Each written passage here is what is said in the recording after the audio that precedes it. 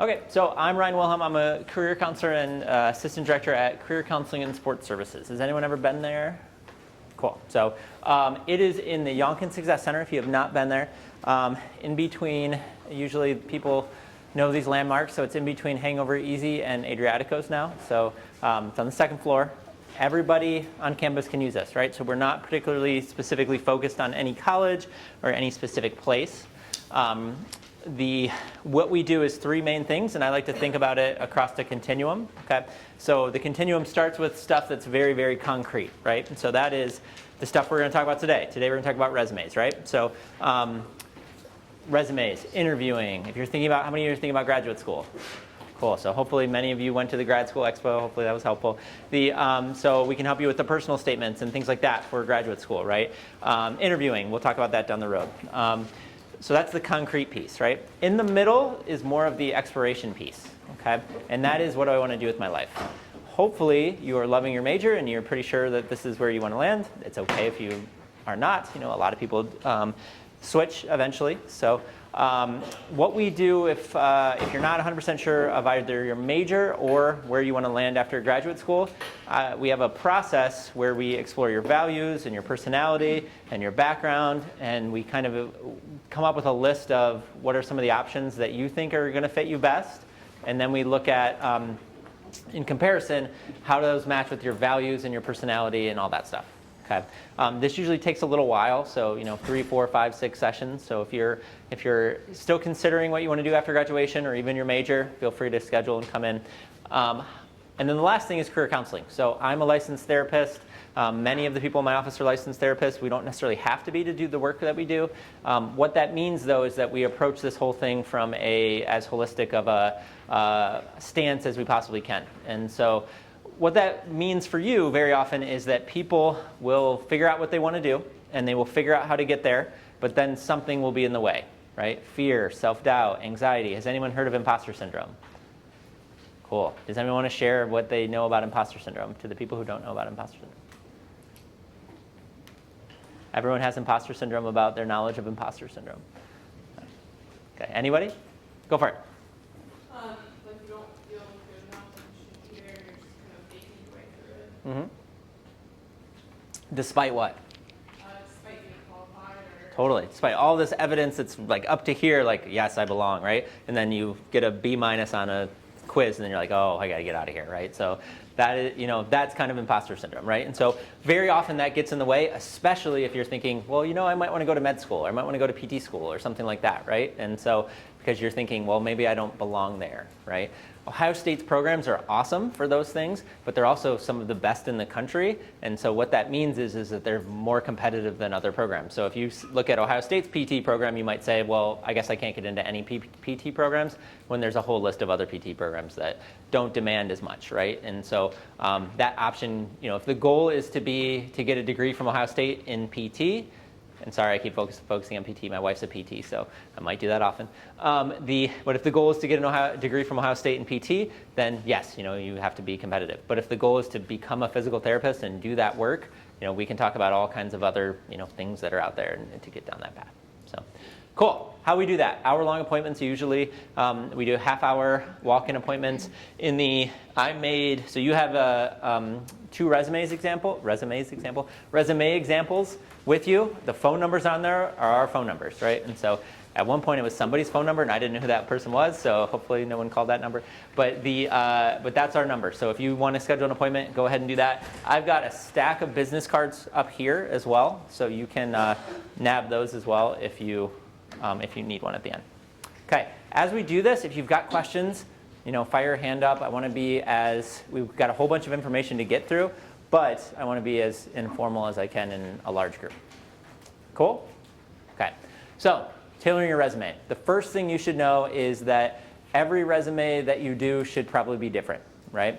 And that doesn't mean, well, what I want you to essentially do is pretend every time that you're going to apply for a job that you are going to tear up that resume and start from scratch, okay? You are not literally going to do that, but every time you apply for a job, you want to pretend, okay? So how you do that? So first determine the job target and think like the person who is going to be reading your resume, okay? and then think about what's needed for that particular position. What are the employers looking for? Okay.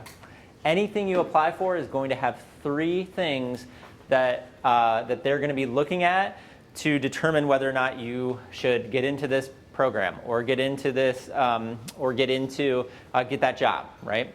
Really, the goal of a resume typically is just to get an interview, because almost always the interview happens before. They're not just going to call you and be like, oh, I saw your resume, you're hired, right?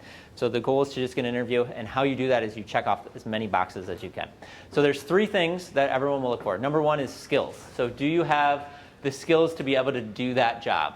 Typically what we do is we'll look at the job posting, and I'll go through that very specifically in a couple slides. So the next thing is passion and motivation. So do you really want to do this work, right? How can you prove that? Sometimes you can prove it on your resume, but very often that has to come through a cover letter, and more often through your interview of showing, like, I want to do this job more than any job in the world. And then the last thing is fit. So I want to do this work at this place more than any place in the world. That can be a little hard if you're applying for a bunch of places and you interview on Tuesday and then you interview on Thursday, right? But you have to be able to do it. So 2 and 3 are things that I wouldn't even worry too much about on your resume, but 1 is going to be the thing that you really, really want to focus on. So for each job, how do you check off that box? So what you will do when you apply to any job is, like I said, pretend like your resume doesn't exist every time. And this is where you start. You look at the job posting, and typically they're going to have a breakdown of things, and it's going to say, what are the requirements, what are the preferred qualifications, and then what are the job duties. So the first one is requirements, and it might not say that exactly, but typically that's what it is. So the first one is requirements. Okay? So there are going to be a couple layers of requirements, and people, usually entry-level people, don't realize this necessarily, right? And so we definitely want you to be thinking about this. If you see a job posting and you can't check off all the boxes, often that's okay. Okay? As long as you check off the key ones. Let's imagine that you were applying to be a lifeguard. What are the concrete requirements that we want our lifeguards to have? Swim, right? Absolutely. Hopefully they can swim, right? Or else we're all in trouble. Certification. Certification. Cool. Anything else? What was it? They can see. Great. Yeah. Excellent. So anything else? Cool. CPR is often mentioned, right? So things like that. But they may say in that requirement list, you need 3 years of experience. Okay? But let's imagine everyone in this room right now could have had 2 years of experience, and they needed to hire somebody. Do you think they're going to be like, well, we really needed 3 years of experience, so we're just going to go without a lifeguard this year, right? They're not going to do it, right? But if you can't swim, they're not going to hire you, right? So when you look at those lists, try to determine what is a concrete requirement and what is kind of a peripheral requirement, right? Preferred qualifications, stuff they would love for you to have, but they don't expect everyone to have. Okay? As you get through your career, you might see more of that. It might say like bachelor's degree or master's degree, things like that. But those are things that they're a little bit more lenient on. The third thing is job duties, right? So you may have never done this work before, and that's okay, right? So the job duties are going to be the tasks that you do on a daily basis. The goal there is to just project that you can check off as many of those boxes as possible. So let's say you were applying to be you were applying to teach, so I have a 3-year-old. So you're applying to teach my 3-year-old how to swim, right? But you have never taught swimming before. But you have been a lifeguard, so you know swim safety, and you worked in a daycare. So we can project that you can probably do this. You've got teaching skills, and you've got, water safety skills, right? And so you're just trying to figure out ways to do that. One of the best examples I have there is when you think about leadership. It's possible that you haven't gotten to be a leader yet on campus, which I suggest, you have a year or 2 left.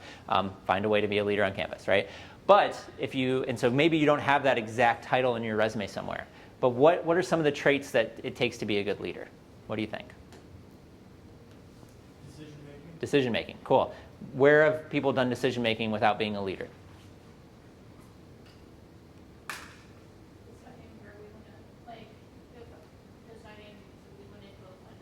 Cool, right? Deciding you want to apply to this program, right? So even picking a major out of 200 majors on campus, right? Things like that. Anything else? Go for it.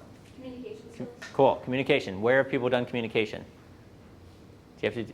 Oh, sorry, you were itching your hair. I almost got you there. Sorry, you have to talk. I'm just kidding. Anybody else? presentations, how many times you get a syllabus and you're like, oh, I have to do a presentation, this is not gonna be great, right? So this is why you do this stuff, okay? We're gonna get to a whole bunch more of that. But the goal, what you should do before, like put your resume to the side and do this first every time, okay? So you have this list, this job posting list, and then you have you, and think about how you check off those boxes. And this will help with interviewing as well. So think about it like this, right? So if the target is health coach, they might be looking for those 4 things, like providing education on wellness topics, so on and so forth, and then you can only check off 2. That might be okay. But you're just thinking about, I'm always excited when the laser works, so you're just thinking about how do I check off these boxes, and maybe you only check off these 5, but maybe the rest of us only check off these 4. You don't have to be the perfect candidate, you have to be the best candidate in that pool, okay? So apply for jobs when you don't check off all the boxes. One of the big things that people will tell you is that anything from high school, take off your resume, right? So I'm going to push back against that. A lot of stuff from high school, we want you to take off your resume. If you've done stuff since high school that checks off a box that something from high school also checks off, you can then take that off, right? But if you were applying to be a lifeguard now, and you were a lifeguard junior year of high school, and you've never been a lifeguard since, why would you take that off, right? Because you're showing that skill that I can do that. Does that make sense? You want that stuff to keep falling off of your resume, but if it's, you know, high school is only 4 years ago, right? I have stuff on my resume from 15 years ago, right? And so the odds that, you know, everything, that you've done everything that's going to check off the boxes in those 2-3 years are probably pretty small. Any questions about any of that?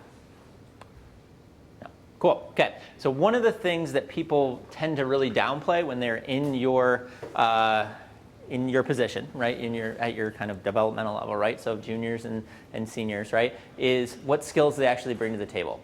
So your general skills are, we want you to remember that skills can be gained anywhere, and that transferable skills are very, very important when you're seeking these jobs, especially entry-level jobs, okay?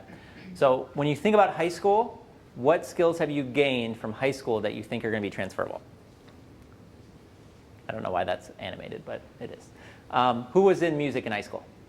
Cool. So for our musicians, what did you learn in high school what are some of the skills that you developed through music that you think is transferable to other places? Go for it. Practice is important. The practice is important, right? So like dedication, that kind of thing. So somebody else? Collaboration and teamwork. Cool. Collaboration and teamwork, right? So if you're in marching band, you can't just be doing whatever you want and going all around the field, right? So that's not going to work, right? Anybody else? Sports. Cool. Everyone raise your hand who did sports. Okay. Only like 4 people raised their hand, and the last group that I did this for did the same thing, and I was like, is there this huge shift where people aren't doing sports anymore, right? Which is fine, but I just didn't know about it, right? So there's a whole bunch of people. Okay. So for sports, what's transferable? Communication, right? So you're, you know, unless you're like golf, right?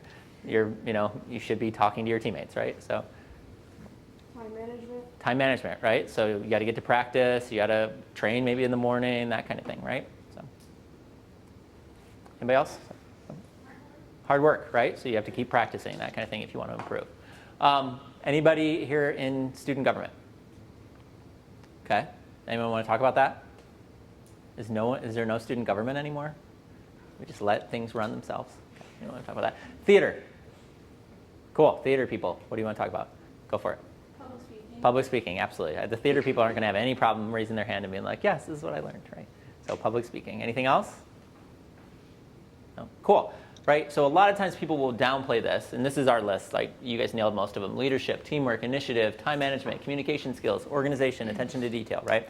A lot of times people will say, great, that's a great list. I don't believe it, right? So I don't believe that people really want that. I think they want like blank, blank, and blank, right?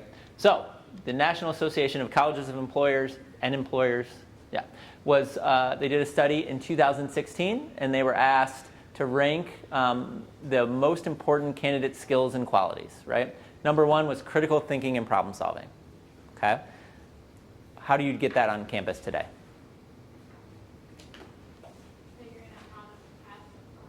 Figuring out how to pass the class, right? So what am I going to do today that is going to help me learn, right?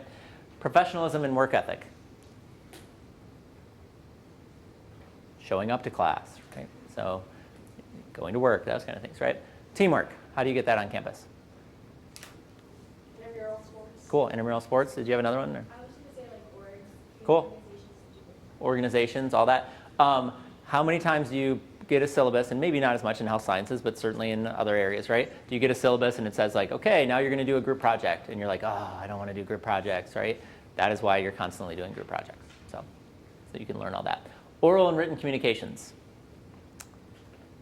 constantly, right? So you are, did you want to add something? Sorry. What's that? Presentations, absolutely, right? So that is why you're doing all that. Information technology application, that's kind of a new one, right? All of you will know more just by growing up when you grew up than my generation knows, right? So like, and your kids will have hologram machines that you won't be able to use, right? And so unless there's hologram machines now that I don't know about, right? But like that stuff, you can absolutely. It would not surprise me at all if they bring you in to do something very health sciencey focused, and they're also like, hey, can you run our social media, right? Because you know it way more than anybody else there, right? And then leadership, right? We talked a little bit about that. But definitely don't downplay this. As much as you can work it in, talk about it. Okay. So before you even start writing, right? So I don't even know how much time we have left, but we've spent 20 minutes on just make sure this is tailored, right? So before you start writing, look at what are they seeking, and then what are you offering, okay? Right now, you might not necessarily have this problem. And we'll get to this. Your resume can usually be 1 to 2 pages, so you probably don't have enough stuff to fit a full 2 pages yet, right? Which is okay. But down the road, you're going to probably be chopping stuff off. You might have this whole skill set, right? You might be able to lead, analyze, public speak, have empathy. You can swim, and you can be organized, right? But not every place cares about it. So job A might say we like these top 3. Job B might say we like 1, 4, and 5. And job C might like 1, 2, and 6. So that is how you're going to essentially, you might end up with 3 resumes where this one's focused on those 3, this one's focused on those 3, this one's focused on those 3. Cool? Okay, so now we're going to talk about the specifics of the resume. If you have yours with you, great. Otherwise, pull out the handout that I gave you because I'm going to use it just to kind of point to some things as we go through. First thing, write your own resume, right? If anyone has ever used a template, there's some good templates out there. I can't point you to the good ones, but what happens very often is that you type in information and then it populates the template. And then you type in information and it populates the template, right? Which is great for the first time you create that resume. What happens when you get a new job? Anybody? It's like impossible to update that resume then because it gets populated into these boxes, right? If you just do it in Word and then when you get a new job now, you can push enter 5 times and then put a new job in, right? So as best you can, avoid those templates where they just populate things, unless they're easy to update. If there's one out there that's easy to update, great. Keep it simple, readable font. So Garamond, Times New Roman, Arial. Can you think of some fonts not to use? Wingdings, yeah. Cool. Comic Sans, anything like that, right? So keep it boring, right? Make sure the grammar and punctuation are correct. Have someone else look at it. I've had someone misspell their name on a resume before. That's not good, right? And that was a grad student, right? So don't do that. You can't say I've got great attention to detail and then misspell your name on your resume. It's not going to happen. 10 to 11 point font, usually.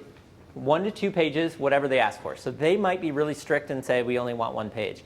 We're seeing a big shift towards like 2 pages are fine because everything's sent electronically and they just want a more complete picture of who you are.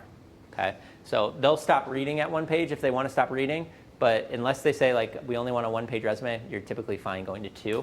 I would suggest if you go to 2 pages, get to at least 1.5 pages. Don't split experiences. So if you're talking about your time lifeguarding at the RPAC, right? Don't put 2 bullets and then the next 2 bullets are on another page, right? And then put your name on the 2nd page somewhere, right? So often people will just forget that. So just make sure that if they do print it out, they've got 2 pages, they know who you are. Okay. Structured and flow of the resume. So crisp and balanced uniform format, right? So however you do a header in one place, you want to do the exact same way the next place, right? We'll get that in more detail. White space versus filled space. You don't want it to read just like an outline, right? So you don't want all this white space. So you want some detail, but you also don't want it to read like a paper where it's filling up all the space. You can tell, right? So the 2 we gave you have a good balance of I can get to this information quickly. The larger the place that you apply for, the more likely they are to do a keyword search. And what that means is that there'll be a computer algorithm that dives through your resume first and essentially determines, are you a good fit, before a human ever looks at it. Okay? If it's a smaller place, the human will look at it first, right? But what that means is if they wrote the word instruct and you wrote the word train, and in your mind you're like, these two mean the same thing, go ahead and change to their word, because then you know that that's what they're looking for. And you'll find those words right in the job posting. 8 to 10 seconds, right? So this is probably the most important thing and why you have to have your resume targeted. They are going to look at your resume typically for 8 to 10 seconds before they decide you go into one of 3 piles. One pile is, why did this person apply? They don't check off any boxes, right? Second pile is like, this is a great candidate. We're definitely going to interview her, right? The third pile is, I want to read more. So at the very least, you want to get to the, I'm interested, I'm checking off some boxes, I want to read more. And we're going to teach you how to do that to make it super targeted towards what you're applying for. Make the information easy to get to, so no creativity. If you want a little color, that's fine, but no pictures, right? So there's been a trend where people are putting pictures on their resume. Don't do that. We don't want that. They're going to read it top to bottom, left to right. So when you're thinking about what that resume looks like, the most important stuff for you should be up here and down here, okay? So no dates over here. A lot of times on a CV, you'll see dates over here. We want those over here because those don't matter as much. Your job titles, your companies you worked for, your skills over here, because they'll get to those really quick. Okay. Any questions about the overview there? Okay. Identifying information. The name should be the biggest thing on the page. It's going to be up top. You can put your nickname if you want. Totally up to you. Just make sure it's clear that that's your nickname. Probably use parentheses. We're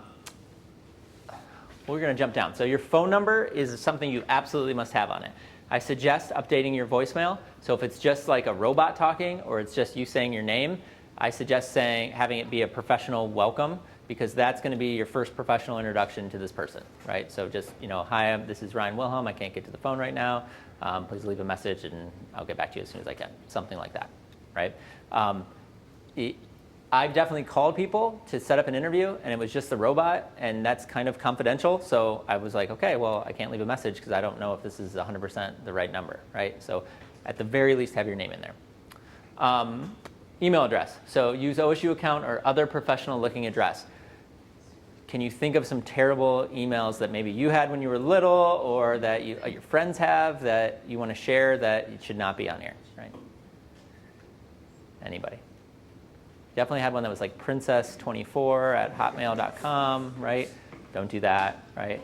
Should be, if you have a Gmail with your name in it, awesome. If you've got, your OSU one, I can't remember how long you can keep that. Do you know? I think unless you activate it or you tell it you want it forever, okay. It's done on graduation. It's done on graduation? Okay. Yeah, I started working here, so I don't know. So, and then back to your address, right? So you can do 3 things with your address, essentially 4, because there's a layer there. But number 1 is you can have just your full address, right? So street number, street, all that stuff, right? Number 2 is you can just have city and state, okay? Number 3 is you can have nothing. The address part isn't mattering nearly as much because they're not going to write you a letter. They're going to email you or they're going to call you to set something up. Where the address part might help is, let's say you are here, but you really want to work in Chicago, and your parents are from Chicago or you grew up in Chicago, so you can put your parents' address there. So then you seem much more accessible by putting their address or your old address for an interview or something like that, right? Or if you've got a Chicago area code, so it's going to seem like you're not from Columbus, so maybe you put Columbus, Ohio, right? Otherwise, if you're applying, if your parents live in Chicago, you're here and you're applying to San Francisco, they won't care, right? So some places are going to fly you out, some places won't, but this helps them determine, like, okay, well, maybe we'll bring her in for an interview because, maybe you're the 7th best candidate, and they're like, well, it's going to cost a lot of money to fly that person in, so maybe we don't fly them in, and then you're like, well, I actually live there, and then so you make it a lot easier. One line, typically, this is not going to get you hired, so we want this to take up as little space as possible. You will see people with website or LinkedIn there. That's fine if it shows more than what's on your resume. If you are linking them to a LinkedIn that shows exactly what's on your resume, there's no point to do that. okay? But if you've got research on a website or all kinds of stuff on some link somewhere, go ahead and put whatever you need to put there to get them to where you want to go. Do not include your age, your marital status, your religion, any other personal information, including a photo. Are there any international students in here? No? Okay. So sometimes for international students, if you feel like your name you'll be labeled as an international student and you'll need a visa, and you don't need a visa, sometimes people will put permanent resident up there, right? And so that they know, because it's becoming very hard for international students to get full-time jobs here, right? Go for it. What about the language? If it's like you speak two languages? Yep, so we're going to get to that. That'll be in the skills section. So, yep, great question. Any question about the identifying information? Cool. So a couple things that are 100% optional. I don't have either on my resume, so but it's up to you. So the one example that you have has a job objective. You will see a lot of old school resumes have this job objective, and they will just have like seeking a internship, seeking a research internship, period, right? And we don't need that at all anymore. Almost all jobs now are sent electronically and attached to a specific job that you want to apply for, right? Or they're sent via with an email with an explanation, okay? If you're going to do a job objective, now you want two parts. So the actual job title and the employer that you want to apply for, right? So seeking the research assistant position at Ohio State University Wexner Medical Center, right? And then, so not just that, not just what you're seeking, but how you can benefit, right? So where I can utilize my education in health sciences, my volunteer experience at blank and blank, right? So you're telling them right there in that job objective how you match up with that job. You don't typically put what you're seeking or what you want to learn, right? Unless it's for an internship. That's okay, right? Because they know you're there to learn. But for a full-time job or for a job where it's not an internship, then you definitely want just what you're offering. Where it happens very, very often is, like, let's say you were in health sciences, but you've really been wanting to do marketing, and you didn't get into marketing at Fisher. I don't think that would really work that way, but let's say it didn't work, right? So, your resume, the first thing you're going to be labeled on, very often the first thing is on a resume is going to be your education, right? And so it'll say health sciences, and someone looking to hire someone in marketing is going to label you as someone from health sciences and wonder why you applied for this job, okay? So if you do this first, you're kind of changing that brand for yourself, and you're saying, this is why I'm applying for this job. So they're not seeing that first part. Okay. Any questions there? Again, totally optional. We're going to skip that. Another way you can do it, another example here, the Jermaine Thompson example has a summary background, and that would include essentially 3 to 5 bullets about the experience you've had. Typically very targeted, but the last one might end up being like, I also have fluency in Spanish or something like that, right? You're including how you'll benefit the employer, again, not what you're seeking, and it answers 2 questions. How is this person qualified? Should I read the rest of the resume? Okay. The positives of these 2 are that you're pretty sure they're going to be read, and you're steering them to say, like, this is exactly how I fit this job. You did that chart, and you're saying, I can knock these 3 things out, right? The negatives are they're taking up space on top, right? So it's completely up to you whether or not you want to do them. If you think it's helpful, go for it. If not, totally makes sense. Education. So if you don't do those first 2, this is not optional. You 100% need this. So this will almost always be the first thing on your resume. As you get deeper into your career, it usually moves down, but not always. If it's very connected to what you want to do still, it might still be up top. So the name and location of where you went to school, attended in reverse chronological order, right? So the school you have now, let's say you got an associate's from Columbus State. So you'd put Ohio State, all the information, a space, and then Columbus State. Okay, so when you get your master's degree or your PhD or whatever, right? So that would go first, and then space, and then so on and so forth. The degree you were awarded, the major/minor, anticipated or actual dates of graduation. I think most of you will graduate May 2021. Is that right? Yep. Okay, cool. So you will just put May 2021. You do not need to put anticipated date of graduation May 2021, right? They know if it's in the future. You don't know for sure if you're going to graduate on that date, but that's the expectation. Okay. Only schools where you received a degree is what we will typically put. Now, if you were at Clemson for a year, right? And you did tons of great research work that you want people to know about, you can include it here and then put like coursework taken towards a biology degree or something like that, right? But typically we don't put stuff where we just took 1 or 2 classes, right? No high school, almost always, right? So let's say you were from Cincinnati, and we talked about the skills, passion, and fit thing, right? So let's say you're from Cincinnati and you're moving back to Cincinnati, and there's a school in Cincinnati that's really well known, and you think if I put this school down, someone might read it and say like, oh, well, that's a big deal, right? If you're applying to Chicago, you wouldn't put your school down. If you're applying back to Cincinnati, you'd put your school. Is anyone here from Cincinnati? Cool. What's a big school in Cincinnati that you might do that for? Anybody? Moeller, right? So yeah, people are like, oh, you're from Moeller too, great. Now I love you. Let's go into the, the interview process, right? So you never know what's going to click that box for fit. Very often that person, especially entry-level stuff, is going to be your personality is going to get you to the interview, right? The resume matters a lot, but very often the connection matters even more. Okay, and things like that will, being from Moeller, if they went to Moeller, could be a huge help. So, cool. Any questions about education?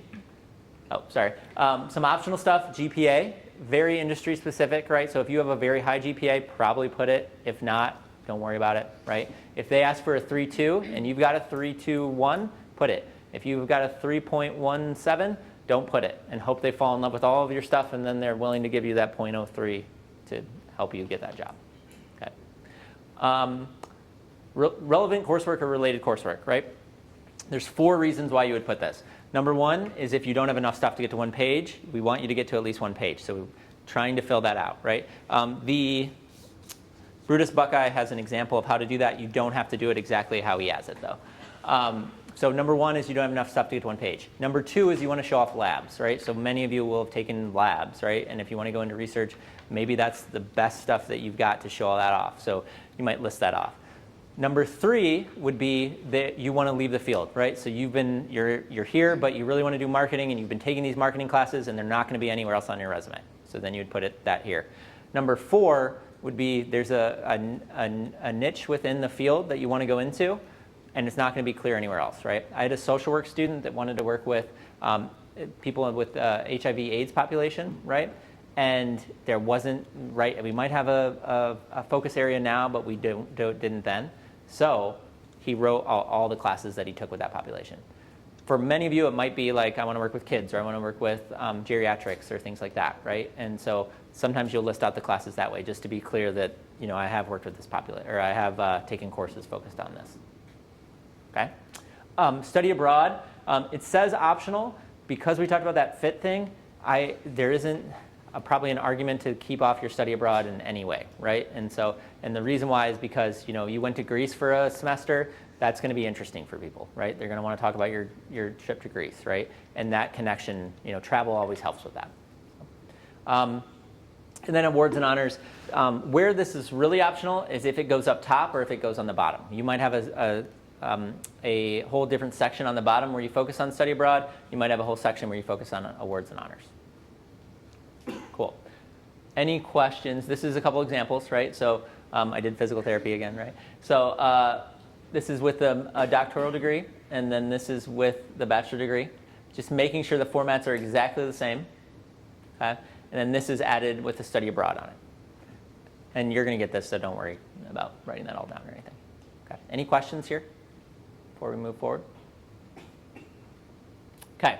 This is going to be complicated. If it doesn't make sense for someone, raise your hand and say, can you go over that again? Okay, because it's pretty complicated. So we want you instead, people will tell you often to do reverse chronological for all of your experiences. But that doesn't make sense if I'm reading through it in 8 to 10 seconds. If your current job is with Starbucks and you last semester or 2 semesters ago were doing research for the lab that you 100% want to be in, if you lead your resume with Starbucks, then I have to weed through Starbucks to get to your research lab experience, right? So we want to focus on what's most relevant first and then go from there, right? We also want to cluster the experience based on targeted headers, right? If you're able to do it. We've got 2 examples that you have. So the Brutus Buckeye example has headers that are not targeted. They're very broad. and they're like work experience, relevant experience, that kind of thing, right? Those are okay. If you can, you really want to do it how the Jermaine Thompson has it, right? Those are very targeted headers that I can get through in seconds and know that you've checked off those boxes, okay? You also don't want to separate it by paid or unpaid. Let's say you had an internship working in the field that you want to be in, and now you have a paid experience. If you separate those two, then I'm searching all around, right? But let's say I had I do. So let's say I have an experience now in career counseling where I'm being paid, and I had an internship where I'm being paid. So I would just have a header that said career counseling experience, and both of those would go together, okay? Then I'd have another header that might say like leadership experience, and then any experiences that I've had other than those two that have been in leadership. Okay, we'll dive into that more. So categories based on relevance instead of paid versus not paid. The order is going to be relevance, and then significance, then reverse date. Okay, so relevance, whatever connects most to the job. Significance, where this usually comes to play with people on campus is if you're in the military ever, your experience might not be super relevant to what you want to do, but military experience is is looked at very positively when you're applying for jobs, so we want that as high as possible.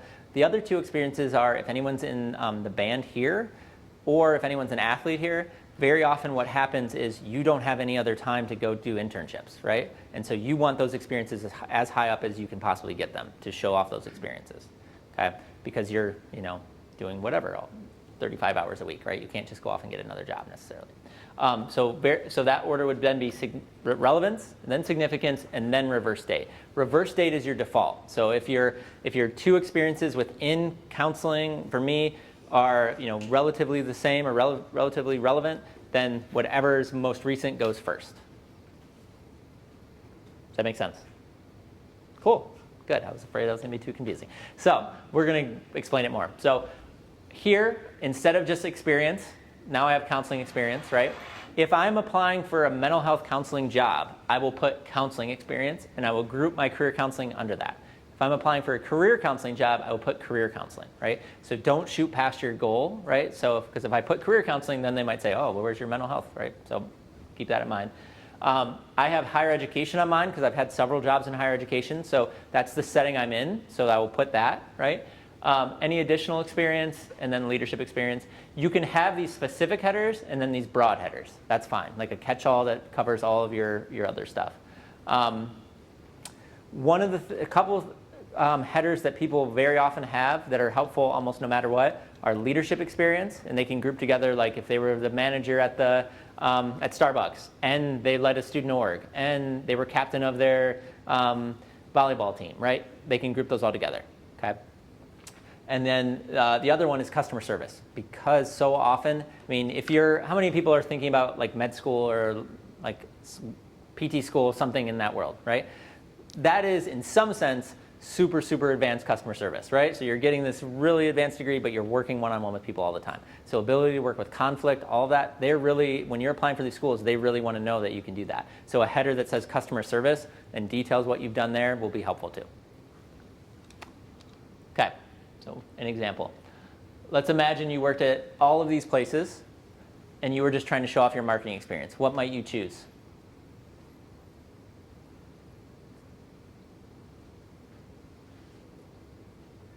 To go under that. What was it?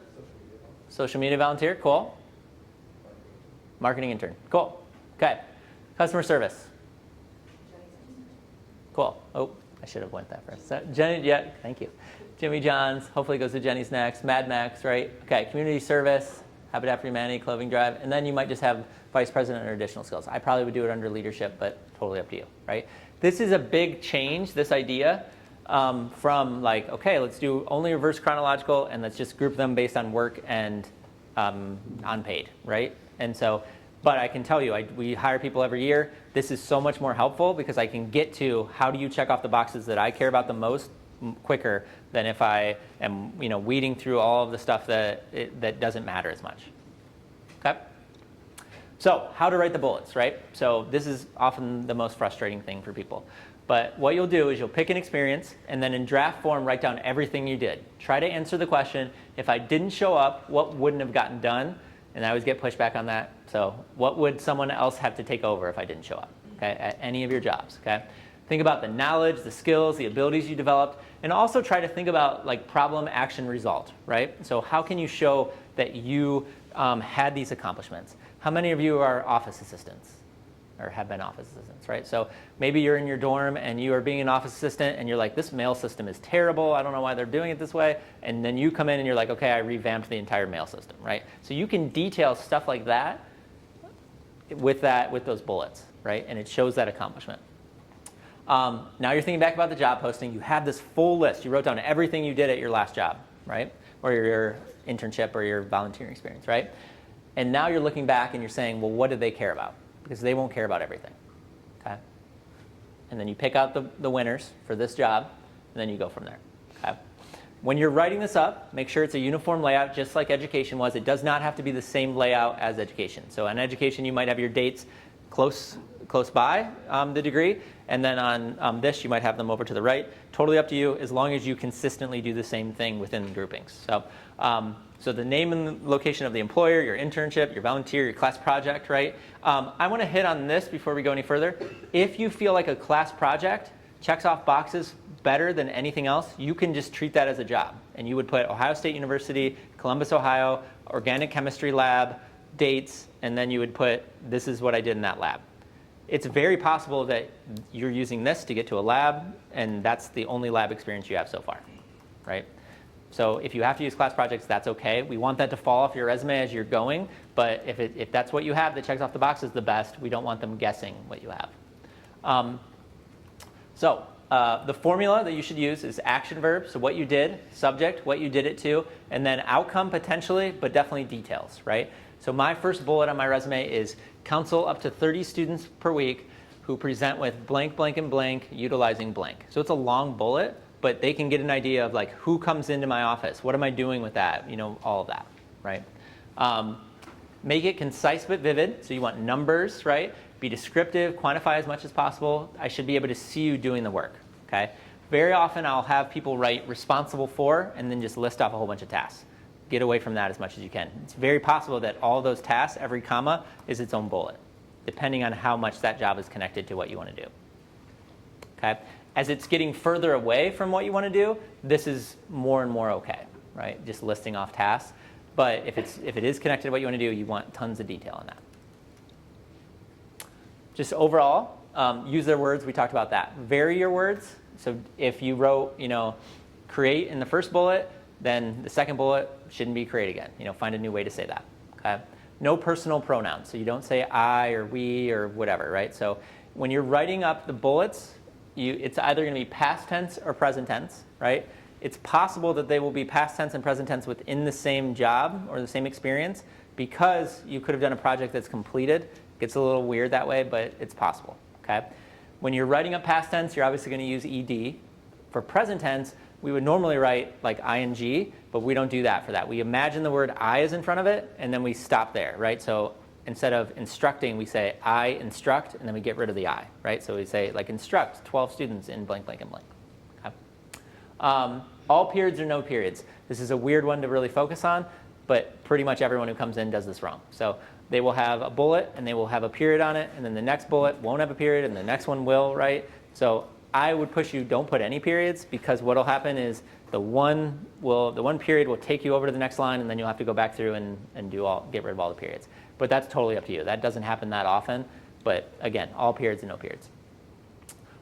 If you're at an organization where they don't know, where people won't know a ton about it, you might start with an overview of that place, right?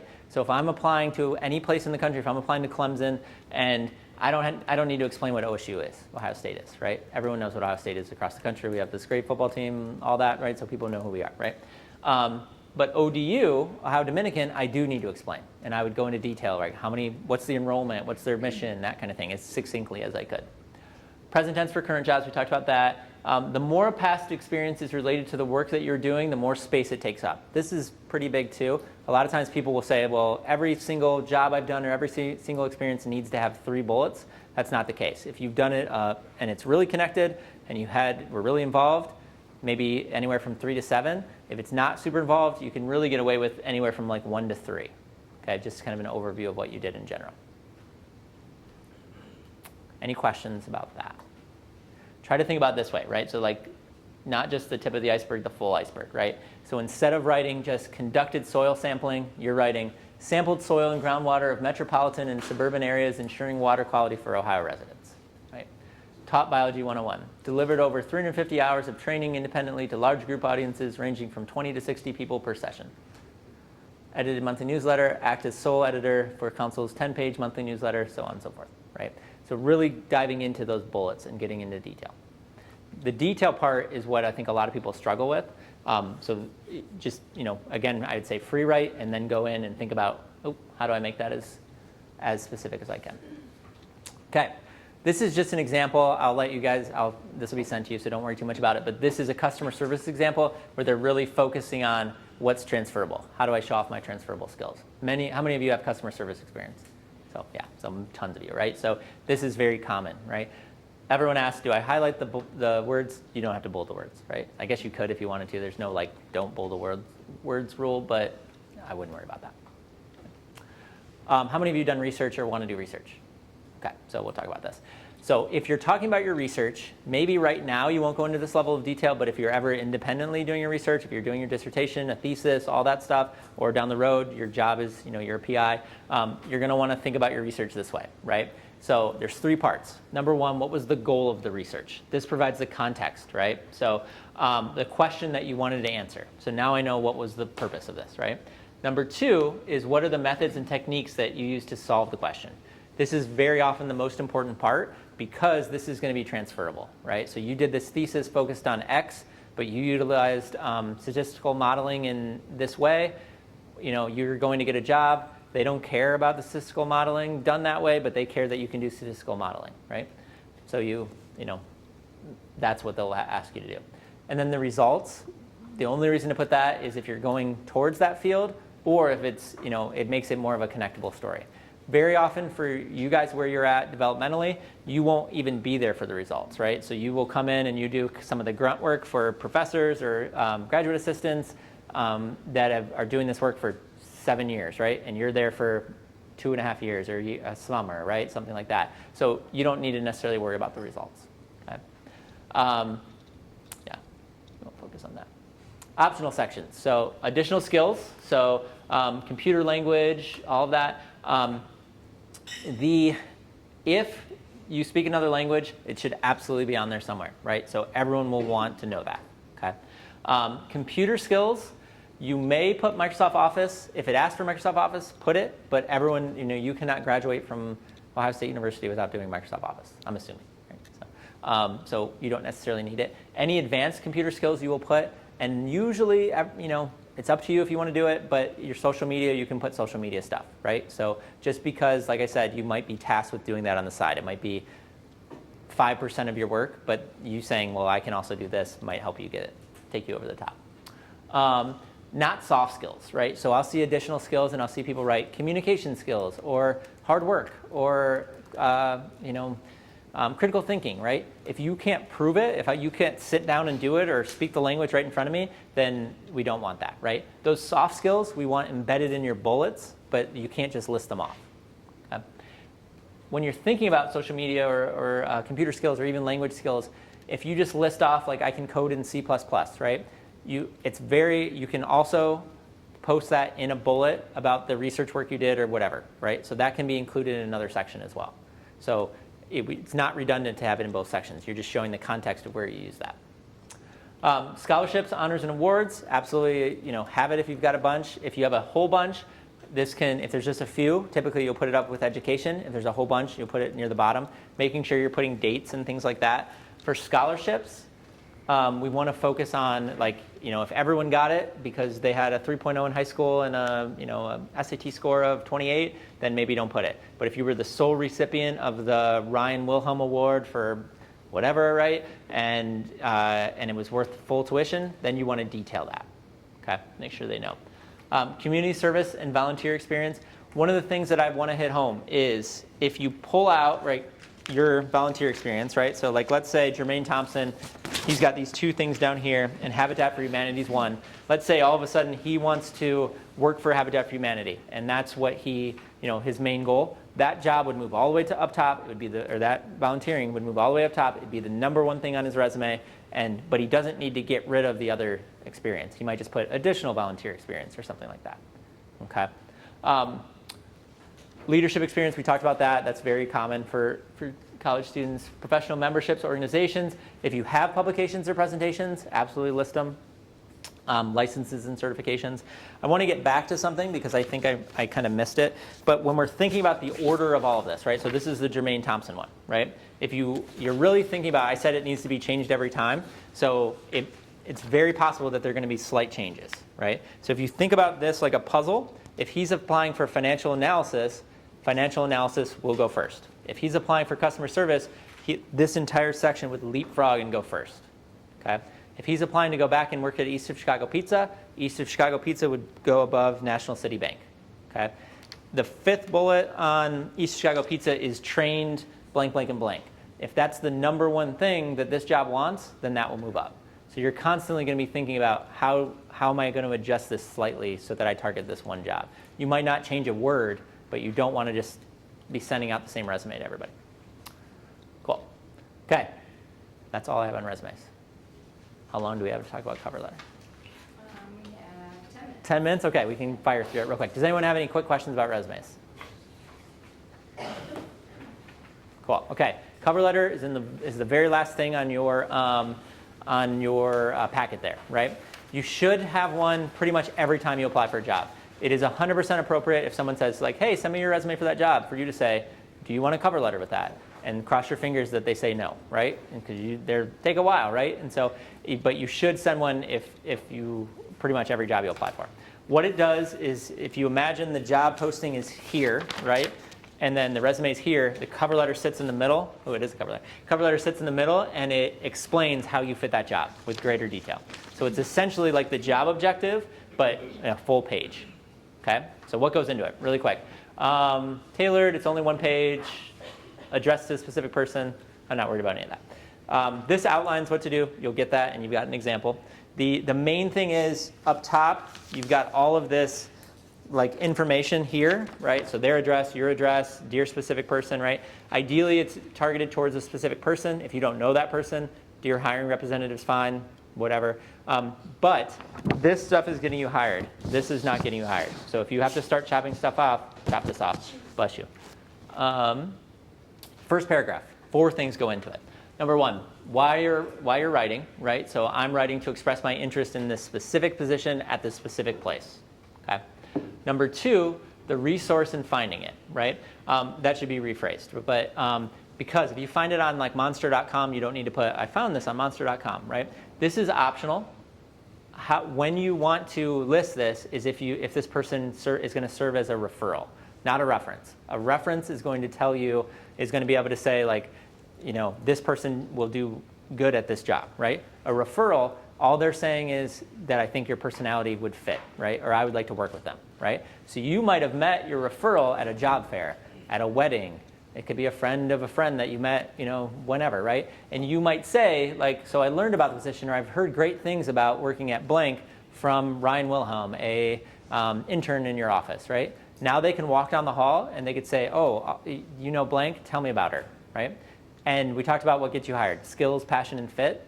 If I say, she's fantastic, you need to bring her in, they might stop reading everything and just be like, okay, we'll put her in the interview pile because Ryan said that she'd be a good fit, right? So if you know somebody, and it can be a little bit loose as long as they can speak to your personality a little bit, okay? When you're graduating from Ohio State, so I'm currently a junior at Ohio State in health sciences, set to graduate in May of 2021, right? So, and then a highlight of how you match the posting, right? This is essentially your thesis, and this is a little cookie cutter, but it should look something like this. I believe that my A, B, and C make me a good fit for the specific position, okay? And then what happens is A, B, and C are the outlines of your next paragraphs. So this is your big argument as to why you should be hired. And this is coming directly from when we went back to Sorry, I didn't know there was that much animation. This, right? So you've already done this. You know what makes you stand out. Okay. Okay, so there's an example.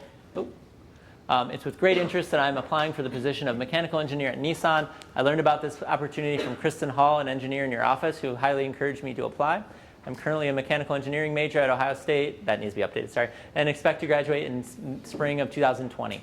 I believe that my leadership skills combined with my experience in structural design and analysis as well as electrical design make me an ideal candidate for the mechanical engineering position, right? So very succinct, but it details exactly how you fit that job. Then the next paragraphs, right? So then you prove it, right? So you go through A, B, and C, and then you give evidence, and you're using that thesis as a guide. So you talk about what you did, what you learned from it, and how it matches them in each section, okay? Think about how you develop those skills and any achievements related. At the end, we want to think about how it relates to them or how you relate to them. So you look at your mission statement, your vision statement, their mission statement, their vision statement, and think about specifically why would I want to work at this place, okay? Big example here, but you guys all have an example already, so I'm not going to go through this example. But this is 1 or 2 paragraphs. You can smush things together, all that, that's fine. But the goal is, how do I check off those boxes? Where I see people mess up the most is that they've got I've got communication skills, I have lab skills, I've got customer service skills, right? You want it to flow much better than that. Think about what makes you fit this job best and go from that. Your last paragraph, there's 5 things that go into it. Number 1, let them know your resume is included. It's in the final paragraph you guys have. Refer to your resume. Any additional skills, right? So you talked about language skills before, right? So if a language skill is not the number one, not one of those 3 things that you think makes you stand out, then you just throw that in and say, in addition to the above, I also speak fluent Japanese, which will help with blank, blank, and blank, right? Best example I've had of this outside of that is I had a student who wanted to do marine biology. She was very into scuba diving. It wasn't on the job posting, but obviously it's going to help, right? So she listed that. Let them know you'd like to further discuss the opportunity. So the third sentence, I think, in that last paragraph is, I would love the opportunity to meet with you to discuss my fit for this position in person. How you can be reached, so your phone number and email, okay? And then thank them for their time and consideration. If this place is far away and it's in Chicago, right, and you're applying for this job and you want to be as accessible as possible, you can say, if this is true, right, so I will be in the Chicago area from X to Y, right, and would love the opportunity to meet with you. That just makes you seem much more accessible, and they might say, great, why don't you come in on this day, right? So you're making it as easy as you can for them to bring you in. That is all I got. If you have questions, feel free to ask them. Yeah? Anybody have questions? You can also come up. Sorry. And I've got business cards here if you want a business card. And again, if you've got small questions, feel free to come up. So, thank you.